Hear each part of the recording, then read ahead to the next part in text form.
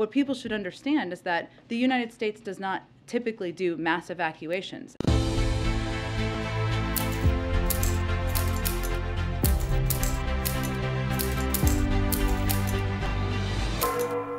The White House has made it pretty clear there is no plan for a mass evacuation of American citizens in Ukraine. And in fact, you and the President and others have suggested that Americans who are in Ukraine should leave now if they can. At the same time, it's been projected that Russia could overtake Kyiv in 2 days if it invades. So what happens to Americans if they do get stranded in Ukraine? Should they understand that the U.S. is not coming to get them? Well, let's just take a step back here. First, we don't know that President Putin has made a decision to invade. We still don't have a new assessment on that, right? I'm obviously not going to discuss intelligence reports, which I think you also referenced. What I can tell you is that it's not just that the President or I have been conveying this warning to U.S. citizens. This is something the State Department has been doing for weeks and weeks and weeks now. I know there have also been a range of reports out there about American citizens. As you all know, because we've discussed this before, U.S. citizens are not required to register their travel to a foreign country with us, and we don't maintain a comprehensive list of U.S. citizens. That said, the State Department does estimates from time to time, and I know there have been much larger numbers out there, so I just wanted to reiterate for all of you that back in October, the State Department estimated there were, at the time, so months ago, about 6,600 U.S. citizens residing in Ukraine, not much larger than that. There have been, of course, there are periodic times during the holiday season where there are assessments of tourists and visitors and others, but in terms of citizens residing in Ukraine, many of which would be dual citizens. So what people should understand is that the United States does not typically do mass evacuations. Of course, the situation in Afghanistan was unique for many reasons, including that it was the end of a 20-year war. We were bringing a war to an end. We were not trying to prevent a war, as we are certainly in this case. There are a range of means that individuals and Americans can depart from Ukraine, and we've been encouraging them to do exactly that. But how we've been looking at this is much more similar to what was ordered in Ethiopia or Kazakhstan in recent months, where the security circumstances on the ground warranted travel advisories and warnings from the State Department. And can you explain how the process would work if U.S. citizens were able to make it by land to Poland or Romania? What's the plan that's being put in place to help them? You mean if they cross the border? Well, if there is an invasion.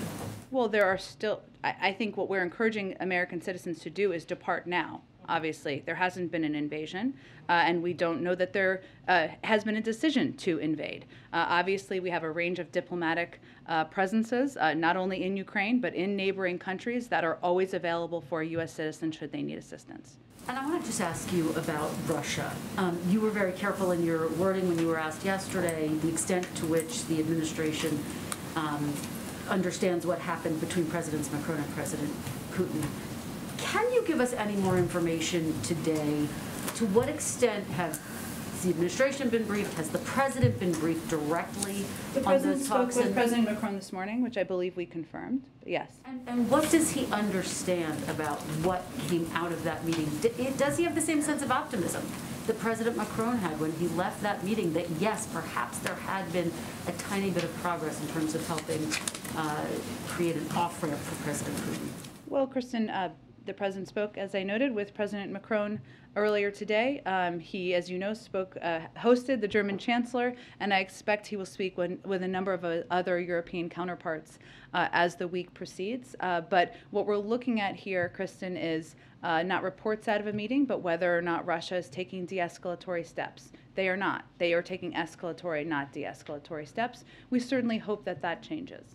So you, based on the intelligence that you have, do not share the same measured optimism that President Putin had coming out of that? Again, we're looking at actions here, and we have not seen de-escalatory actions by the Russians. Any imminent plans for President Biden to speak with President Putin? As you probably are tired of hearing me say, but I'll just repeat it. The President certainly values leader-to-leader engagement.